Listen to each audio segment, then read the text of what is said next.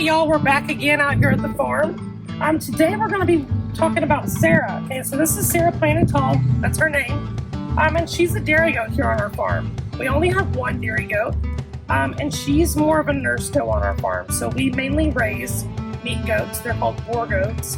And in case we have any orphans or any babies that need a little extra milk, we have Sarah here to take care of that. Currently right now, she's feeding her own kids. So she's already raising those 2 kids, so we're not currently milking her. For today, we're going to give you a little milking demonstration so you can see what it's like. Now typically, when you milk the goats, they're going to be up on a milk stanchion. This is not a milk stanchion, this is just one of my goat stands to put hooves on and dump your goats on. So typically there's a little feed bunk right here, and the goat's actually able to normally eat while you're milking. Kind of like their reward for being good. So for today, Sarah's going to have to go without a reward while she's getting milked, but we're just going to milk her just a little bit. So she is an Alpine goat. This is her first year kidding, so this is her first babies ever this year, and she's doing an excellent job. She is about to turn 3 years old, so she's pretty young still.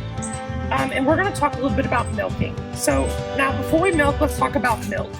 The milk you buy in the store is pasteurized. Now pasteurization is simply taking the milk, bringing it to a really high heat very, very quickly, and then cooling it off very fast again. That process simply kills the bacteria that might be harmful to you and your family. So your milk in the store has been pasteurized and it's already cleaned and ready for you to drink.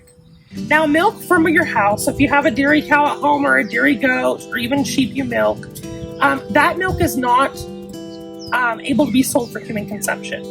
A lot of farms and dairies sell pet grade milk from their homes, and that milk is meant for animal consumption. So like if you have baby goats at home that need some extra milk, or baby calf, that milk can be sold for their consumption. Milk eligible for human consumption needs to be pasteurized and cleaned properly, just to keep you safe and healthy. So today we're going to talk about milking. Now with goats, they have 2 halves that make 1 whole udder. In cattle, they have 4 quarters.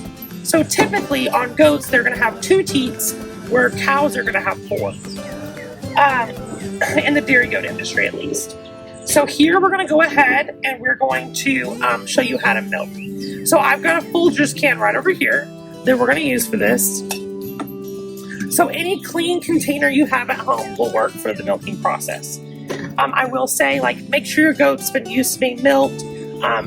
Otherwise, they're probably going to try to kick at you a little bit. She's probably going to do that today because she hasn't been milked this year because she's feeding her own babies herself. So normally I'm going to have some sort of bucket here I'm going to sit on. If your hands are cold, warm them up. You don't want to shock them a little bit there. You want to make sure you've got warmed hands. And I'm going to actually move her foot back a little bit here so you can see. Maybe.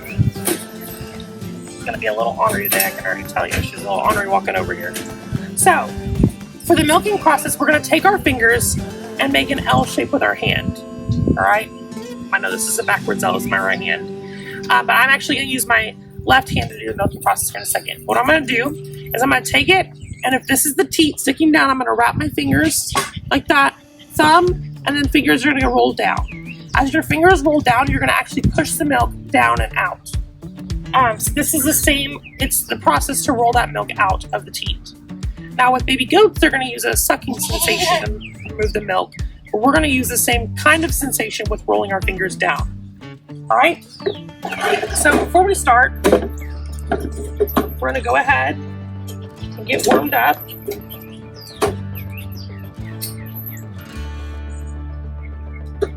We're going to roll our fingers down. You see that milk coming out a little bit there? Alright, we're going to move our bucket underneath, roll our fingers down, and we're going to milk. Now typically for her, we would milk her twice a day if she was being milked regularly. So just like we talked about before, we're just going to take our fingers, wrap them around, and push the milk out, just like that, to get that milk to come out. Like I said, she's feeding babies right now, so she doesn't have a ton of milk in her udder at this moment. But typically you're gonna milk twice a day. We would probably get a half a gallon from her once daily right now if she wasn't feeding her babies.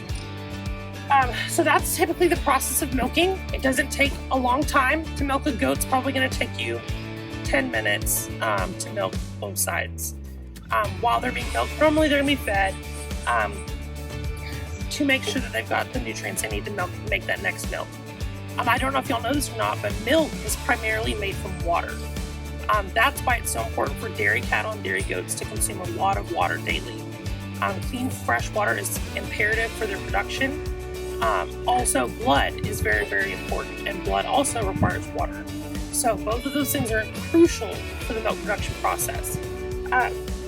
With dairy goats, normally they need plenty of grass and hay, roughage for them to eat and keep their guts going and their stomachs healthy, along with grain. So she gets grain every day, along with all of our other goats, to make sure she's producing enough milk for her babies. So thank you for joining us on the farm this morning. I hope you enjoyed this demonstration.